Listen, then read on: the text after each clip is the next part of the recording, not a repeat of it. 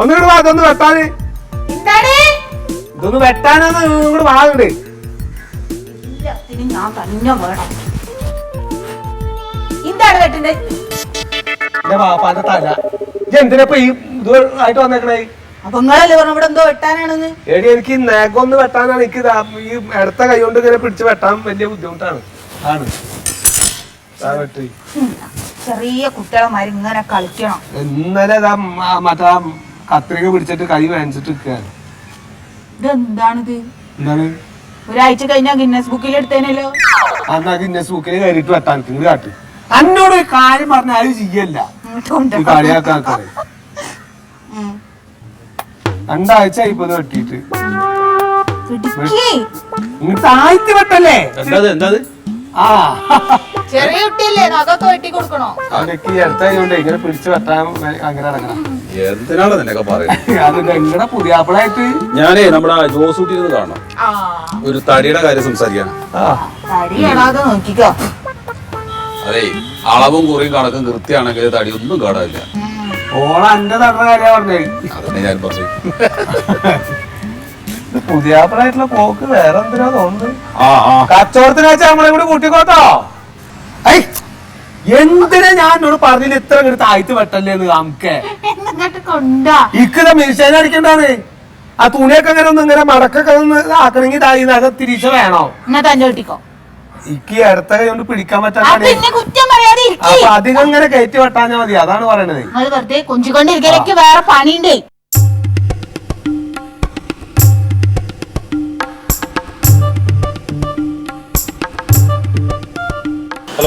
Hello വാസുട്ടേ. പറയേ. അതെ, ഇങ്ങാട് വരണ്ടാട്ടാ.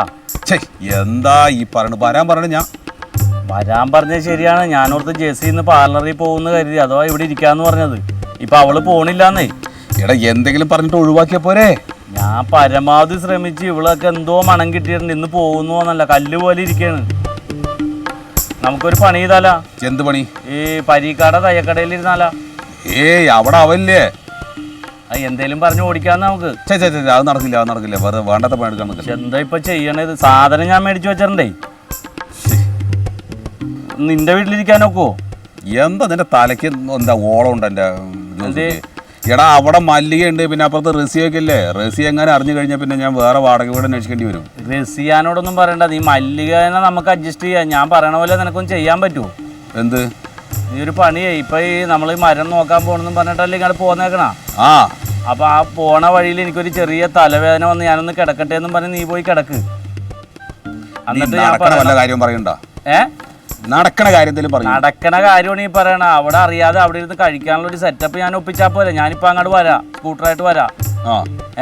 നീ അവിടെ പോയി തലവേദന എടുക്കണം പറഞ്ഞ് കിടക്ക്. ബാക്കി പരിപാടി ഞാൻ ഒപ്പിച്ചു തരാം കേട്ടാ. പോയിക്കോന്ന്. ഞാൻ ഇപ്പൊ വരാം. സാധനം അവിടെ പുറത്ത് കാണിക്കരുത് കേട്ടാ. ഹലോ. ഇല്ലാന്ന് എന്നെ ഇനി വിദ്യ പഠിപ്പിക്കുക. നീ അവിടെ പറയണ പോലെ ചെയ് കേട്ടാ. ശരി.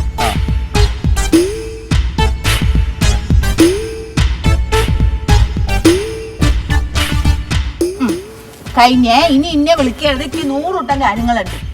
അപ്പൊ കാലിന്റെ മുകളിൽ തൊട്ടുണ്ട്. വലത്തേക്ക് അതിന് കുഴപ്പമൊന്നുമില്ലല്ലോ. അങ്ങോട്ട് വെട്ട്. എനിക്കറിയാം എനിക്കിപ്പോ ഒരു സ്നേഹം ഇല്ല എന്നോട്. ഇജുണ്ട്, എന്റെ മോനും ഉണ്ട്. പനക്ക് മോനോട് മാത്രമേ ഉള്ളൂ സ്നേഹം. അല്ല അങ്ങോട്ട് കൊണ്ടാ. വേണ്ട, ഞാൻ വെട്ടിക്കോ. കാല് അകം വെട്ടാഞ്ഞിട്ട് ഇന്റെ സ്നേഹം എന്താ ഈ നമുക്ക് കാണിക്കണേ? ഈ സ്നേഹം കാണിക്കുമ്പോ കാര്യം എന്നെ കൊല്ലാനാണ് ഇത് കാണിക്ക്. അല്ല എനിക്ക് പണിക്കിട്ട് പോയിക്കോ. വേണ്ടേ, ഇത് കഴിഞ്ഞിട്ടുള്ള കാര്യമുണ്ടെന്ന്.